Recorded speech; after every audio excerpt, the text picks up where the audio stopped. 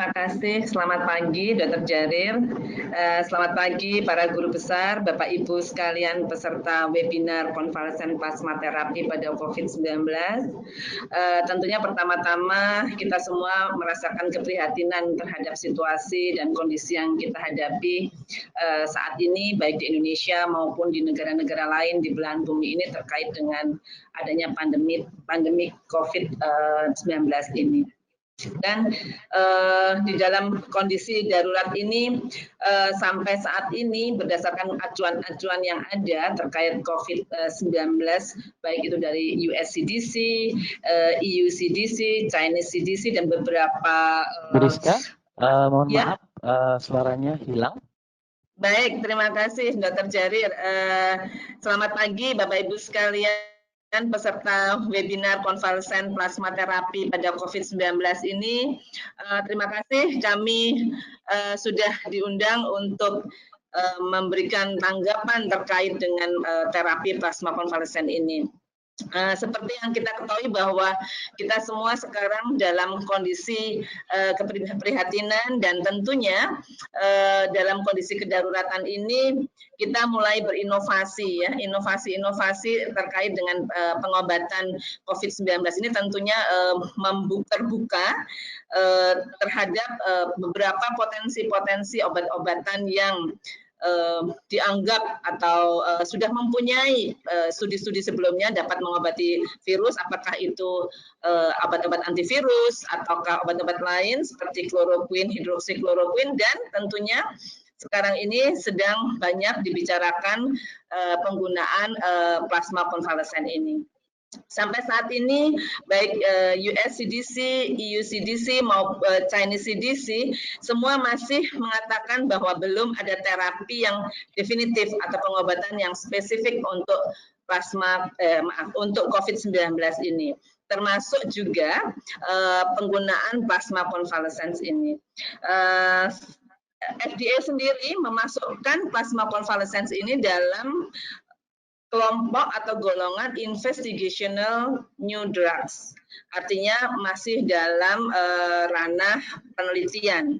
Meskipun FDA juga membuka penggunaan untuk expanded access dari pasien-pasien yang ditreatment pada center-center uji klinik, dia membuka expanded access. Mungkin nanti kita bisa pelajari bagaimana kriteria expanded access tersebut. Nah, untuk regulasinya sendiri, tentunya pertama-tama kita harus mendudukkan bahwa hak pasien ya, hak konsumen dalam hal ini Undang-Undang Perlindungan Konsumen, di mana kenyamanan, keamanan, dan keselamatan pasien itu harus dilindungi ketika dia mendapatkan produk ataupun jasa ataupun produk ya, dalam hal ini tentunya produknya adalah plasma konvalesens. Kemudian dalam Undang-Undang Kesehatan Nomor 36 Tahun 2009 juga dinyatakan bahwa obat atau bahan obat ini harus dibuktikan dulu bahwa dia mempunyai khasiat keamanan ketika diberikan kepada pasien, apakah itu dia sebagai penggunaan untuk diagnosis, pencegahan, penyembuhan, pemulihan, atau peningkatan kesehatan untuk manusia.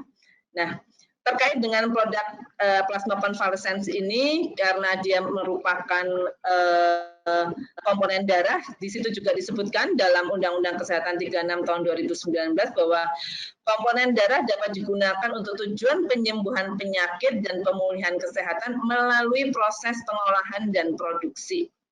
Nah, dari beberapa pertimbangan-pertimbangan tersebut ya, tentunya kita harus mempertimbangkan pertama bahwa prinsip utama penggunaan plasma konvalesens ini adalah benefit dan risk assessment, mengingat produk plasma konvalesens ini bukan seperti kita memberikan donor darah, di mana kalau donor darah sifatnya mereplace ya, tapi kalau plasma konvalesens ini sudah dikatakan sebagai terapi. Apa konsekuensi dari penyebutan sebagai produk terapi? Bahwa produk terapi tersebut harus dibuktikan khasiat dan keamanannya. Dan tentunya pembuktian khasiat keamanan tersebut harus didapatkan dari suatu proses uji klinik. Tadi yang sudah disampaikan oleh Dr. Teguh, ada suatu studi klinik yang telah dilakukan di Cina ya, dan pada akhir dari kesimpulan dari uji klinik tersebut, penulis tadi Dr. Mardiah juga sudah menyampaikan bahwa penulis menyampaikan bahwa banyak keterbatasan dari penelitian tersebut sehingga masih perlu dibuktikan dengan uji klinik yang lebih luas lagi. Dalam hal ini plasma konvalesens ini tidak memerlukan izin edar, tetapi karena dia tidak diproses, dikemas dan diproduksi secara massal, tetapi penggunaan plasma konvalesens yang harus melalui uji klinik ini perlu dilakukan pendaftaran uji kliniknya di Badan POM sesuai dengan tusi Badan POM adalah memberikan persetujuan uji klinik dan kami mengawal pelaksanaan uji klinik tersebut sesuai dengan kaidah GCP supaya nanti kita dapat menarik kesimpulan dari pemberian plasma konvalesens ini apakah dia mempunyai efikasi yang seperti yang kita harapkan. Nah, terkait dengan produknya sendiri, karena adanya suatu proses ya, meskipun itu kemarin kita juga sudah mempelajari bahwa ini adalah closed system, proses aferesis, plasma aferesis yang dilakukan, tetapi kaidah GMP dalam penjaminan mutu, dalam proses pelaksanaan plasma collecting perlu diperhatikan dengan baik, terutama tentunya dalam hal pelabelan atau penandaan, kemudian transportasi dari plasmanya sendiri, kemudian juga pendokumentasiannya, sehingga ketertelusuran atau pelacakan adanya penggunaan plasma konvalesens ini dapat dipertahankan atau dapat dijaga mutunya. Tentunya pengolahan plasma konvalesens ini diharapkan dilakukan di unit transfusi darah atau UTD-UTD yang sudah mempunyai sertifikat GMP, di mana penjaminan mutu sudah dapat dilaksanakan ketika melakukan processing plasma konvalesens ini. Kemudian kedepannya ketika nanti kita melakukan hasil-hasil uji klinik ini sudah ada dan kemudian pengembangannya nantinya akan dibuat produksi massal mungkin ya nantinya ke depan, tentunya kita melakukan suatu standarisasi terkait dengan produknya sendiri, yaitu untuk penjaminan mutu dari produk tersebut jika dia akan diproduksi massal itu ke depannya ya. Yang paling penting adalah saat ini kita sepakat bahwa penggunaan plasma konvalesens ini kita masukkan ke dalam kelompok investigational new drug sehingga menjadi suatu produk penelitian ya dengan kriteria inklusi dan eksklusi yang tadi sudah disampaikan oleh Dr. Teguh. Rasanya Dr. Jarir juga kita sudah punya kelompok ya Dok untuk multi center study, bisa segera kita laksanakan uji klinik plasma konvalesens ini agar kita juga bisa mempublikasikan ya Dok. Siapa sajalah nanti yang akan menginisiasi prinsipal investigatornya, apakah dari UGM atau dari center-center lain, monggo silahkan nanti Badan POM akan mengawal pelaksanaan uji klinik ini terkait GCP-nya dan kemudian dalam processing-nya terkait dengan GMP-nya tentunya untuk keamanan pasien.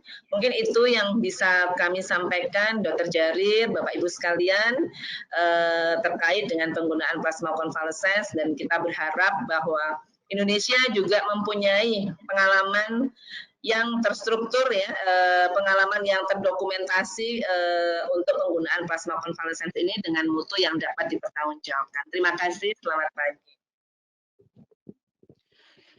Terima kasih banyak Bu Rizka atas pembahasannya dan kami memahami dalam proses ini bahwa konvalesen plasma adalah suatu new product di sini khususnya untuk COVID-19 dan sehingga mengapa produk ini merupakan masih dalam status IND atau Investigational New Drug, di mana dalam prosesnya perlu tadi proses uji klinik yang untuk membuktikan efikasi dan safety-nya. dan juga dalam proses pelaksanaannya perlu dibuat terutama produknya melalui suatu institusi yang mempunyai fasilitas GMP dengan baik serta melakukannya dengan proses uji klinik yang baik dan benar. Nah, memang tadi seperti disebutkan oleh Bu Rizka bahwa kita sedang dalam proses untuk multi-center trial termasuk beberapa obat untuk COVID-19 ini ya yang diinisiasi melalui Solidarity Trial WHO. Ada 4 obat yang sedang diteliti dan akan melibatkan banyak rumah sakit, sehingga untuk convalescent plasma ini kembali lagi merupakan suatu proses yang tentunya bisa kita berikan untuk memberikan kebaikan bagi pasien COVID-19 melalui proses uji kliniknya.